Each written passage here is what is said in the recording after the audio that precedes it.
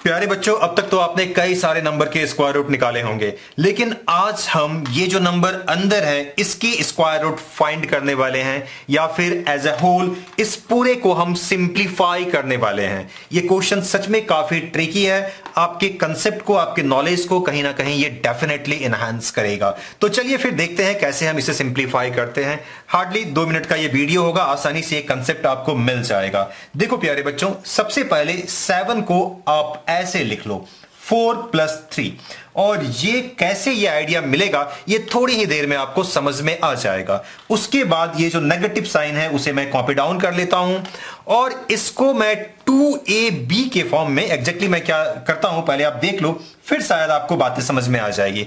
4 को मैं 2 × 2 और √3 को एज यूजुअल लिख लेता हूं। क्या बताओ बच्चों, ये सही है? आप घबराओ मत, पहले एक बार समझ लो। जब ऐसे 1-2 क्वेश्चंस को आप बना लोगे फिर बातें बिल्कुल क्लियर हो जाएंगी।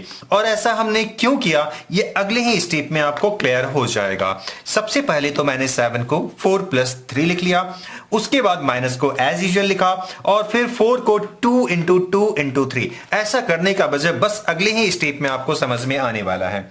सबसे पहले तो इस 4 को हम 2⁻² लिख लेते हैं। ये जो 3 है इसे √3 का होल स्क्वायर लिख सकते हैं। सिर्फ इसे देखना, इस 3 को हम ऐसा डेफिनेटली लिख सकते हैं, और यहां जो कुछ भी है उसे एज यूजुअल हम छोड़ देते हैं। इसमें कुछ भी हम नयापन नहीं लाते हैं, स्क्वायर रूट जैसा था वैसा हम दे देते हैं। चलो बच्चों, इतना तो क्लियर है। अब इसके बाद देखो आप क्या कर सकते हो। तो बस इतना करते ही यूं समझ लो आपका काम हो गया। और जो मैंने कहा था कि जो बातें आपको समझ में आएगी, अब देखो आपको समझ में आ जानी चाहिए।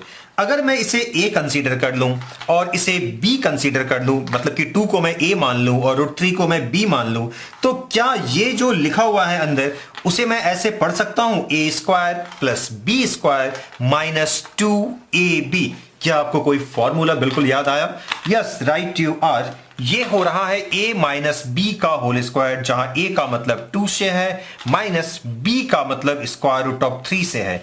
a - b का होल स्क्वायर इस पूरे के बदले मैंने लिखा, और स्क्वायर रूट को एज यूजुअल हमें लिख देना चाहिए या मुझे ड्रॉ कर लेना चाहिए। चलिए, इतनी बातें तो आपको क्लियर होगी। और अब आप सब ये अच्छी तरीके से जानते हो, स्क्वायर रूट के अंदर जब स्क्वायर होता है यानी कि ये 2 बार लिखा गया है तो 1 बार बाहर आ जाता है, तो डायरेक्टली आप ऐसा लिख सकते हो 2 - √3। ये इसका आंसर होगा। तो आई होप प्यारे बच्चों इस क्वेश्चन को आप आसानी से समझ गए होंगे। एक क्वेश्चन प्रैक्टिस के लिए मैं दे देता हूं, जिसे मैं यहां लिखना चाहूंगा 28 + 10√3। चलिए, ये मैंने क्वेश्चन दिया, इसकी स्क्वायर रूट आपको फाइंड करनी है। आप चाहो तो फाइंड करके आंसर कमेंट बॉक्स में रिप्लाई कर सकते हो। तो प्यारे बच्चों, फिलहाल के लिए इस वीडियो में इतना ही। मिलते हैं फिर किसी वीडियो में, तब तक अपना ख्याल रखिएगा। Thank you.